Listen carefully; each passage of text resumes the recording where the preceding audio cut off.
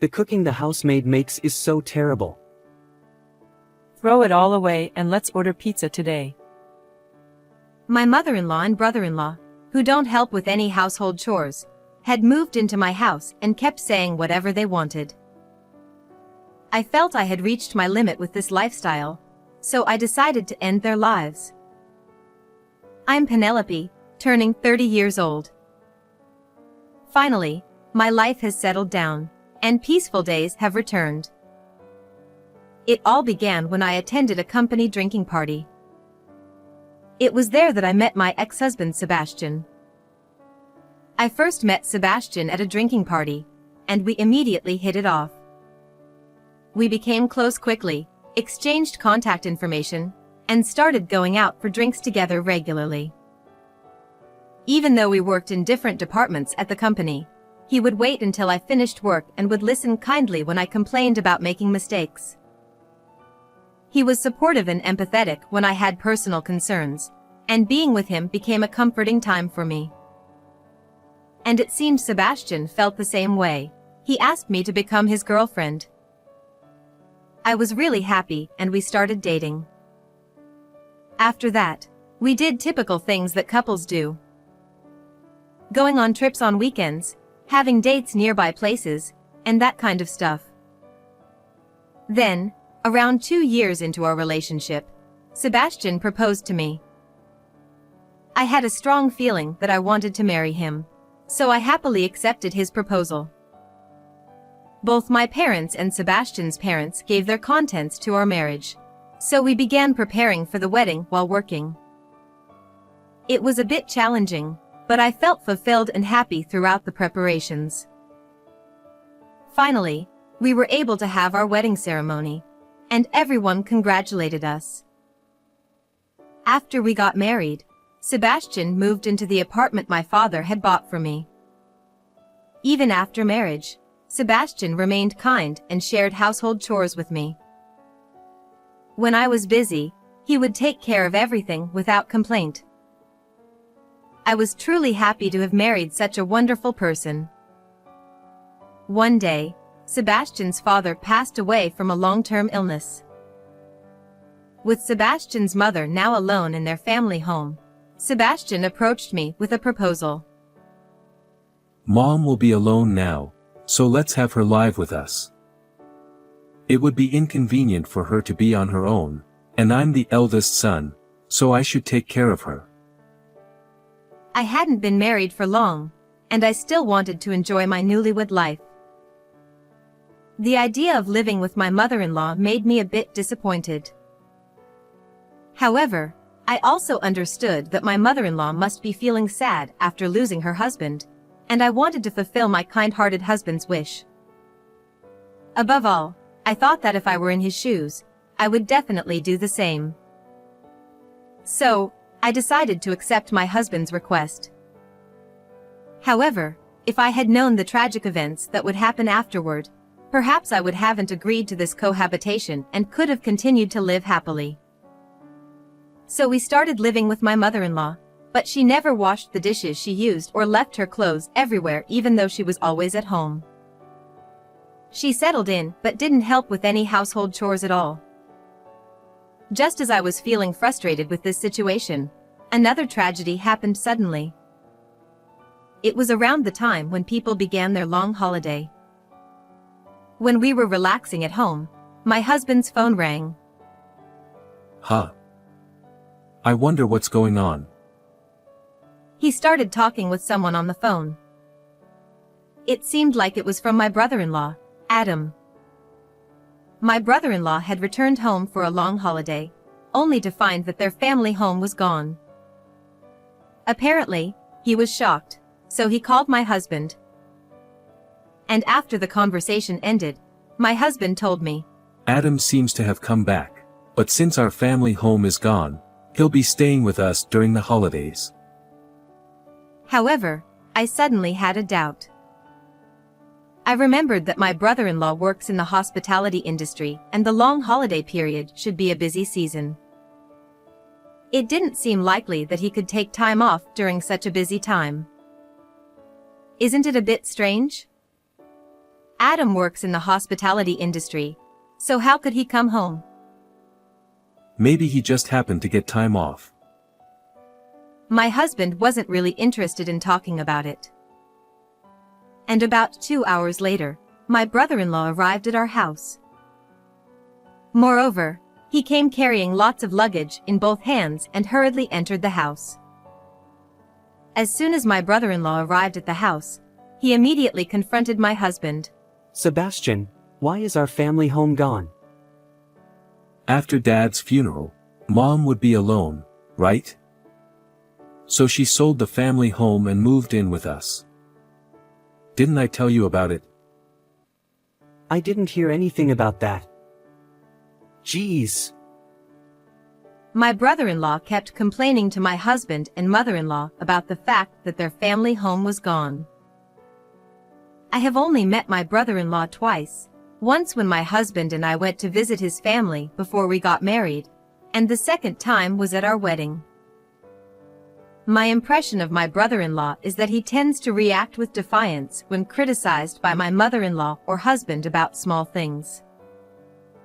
He comes across as immature, selfish, and somewhat self-centered, and honestly, I find him difficult to deal with. I wonder if this time too he will insist on having his way and continue living in our house like this. Just as I had feared, my bad feeling came true. My brother-in-law said to my husband, You're living in a nice apartment. Do you have any unused rooms or something? There's one room that we're not using. It's just being used as storage. Well then, there's no problem if I move in. He said like that. Of course, both my husband and I opposed the idea of living together with my brother-in-law. Why not? You sold the family home without consulting me. Mon can live here, but why can't I? However, he started throwing a tantrum. Then my husband asked my brother-in-law, What about your job in the hospitality industry? And weren't you supposed to be living in as a trainee?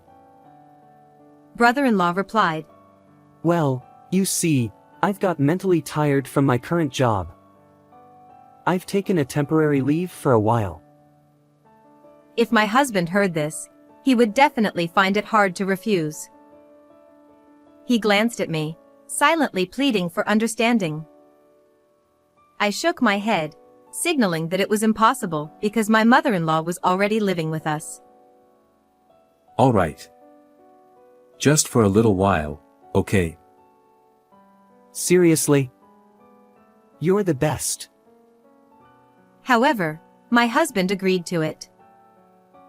Even though my husband must have seen I shook my head in disagreement, he still accepted my brother-in-law. I immediately called my husband into the bedroom. Hey, what were you thinking about accepting Adam like that? You saw me shake my head and refuse, didn't you? In response, my husband, true to his kind nature, argued. I couldn't just abandon Adam, could I? However, once we accepted my brother-in-law into our home, it's obvious that it would be difficult to kick him out. I hoped that he would return to work soon. At first, we had a quiet life. But my husband became busier during the peak season and started working overtime on weekends. Then I discovered my brother-in-law's true nature. It was when my husband wasn't around.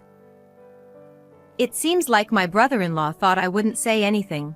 He started giving me orders, like cook him something because he's hungry, or go buy him some cigarettes because he's busy.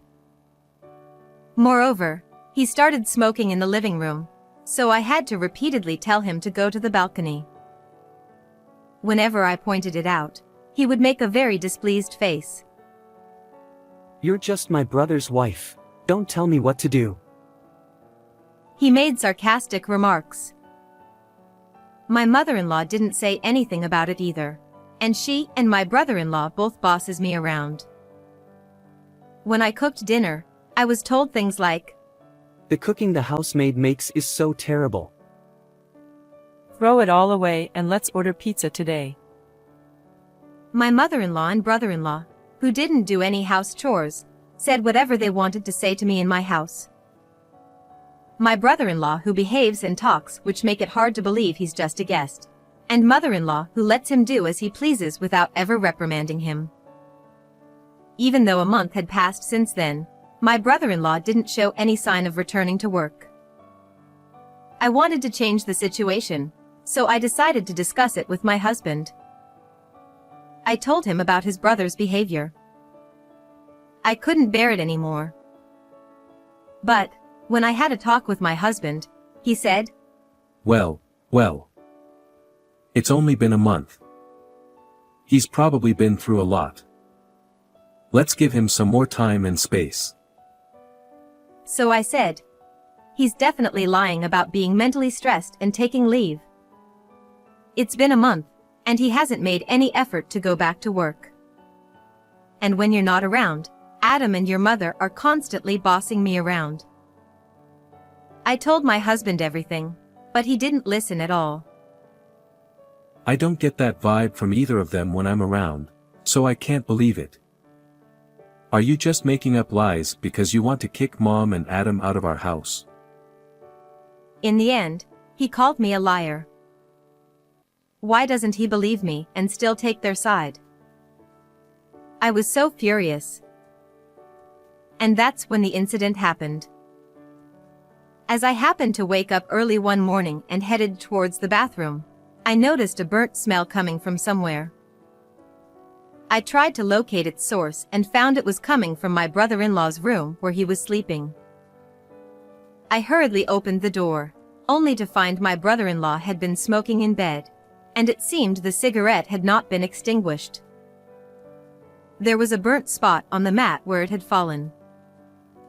I rushed to get water and managed to extinguish the fire, and I woke him up and yelled at him as I couldn't hold my anger any longer. What were you thinking?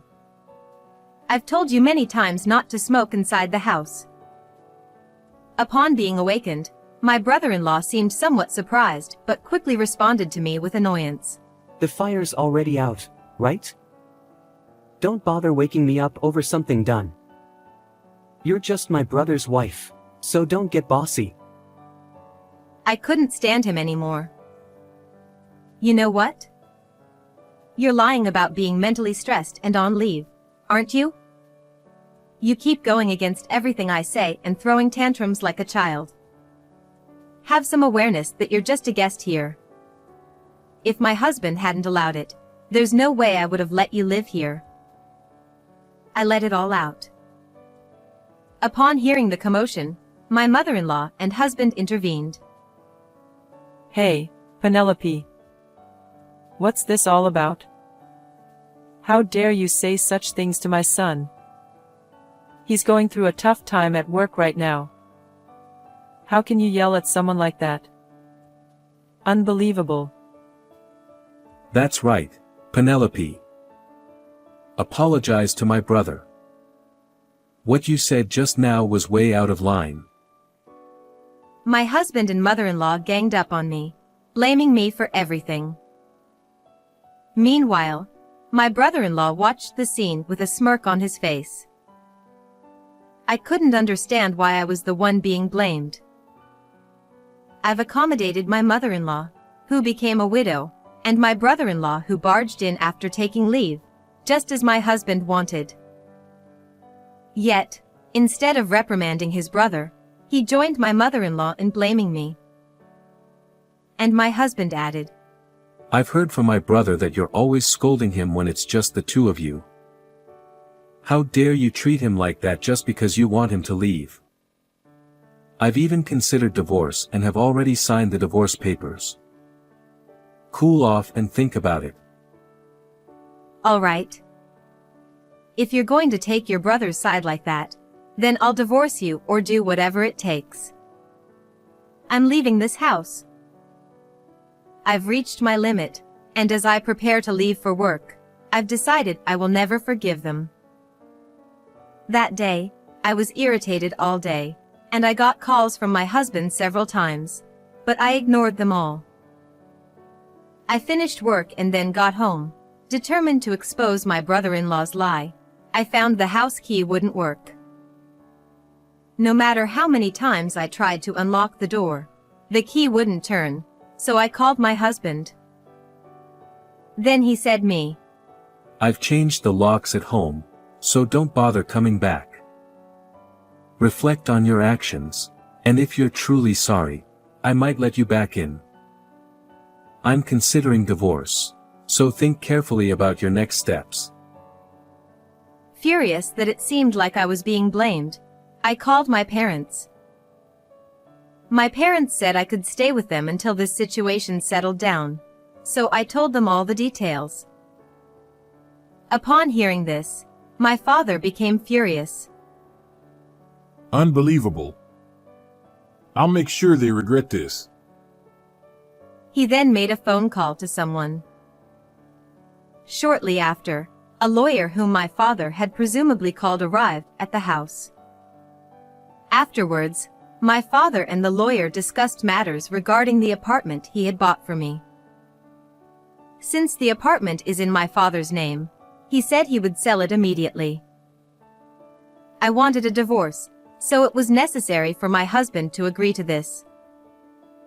However, he had already signed the divorce papers, so there didn't seem to be any issue with that.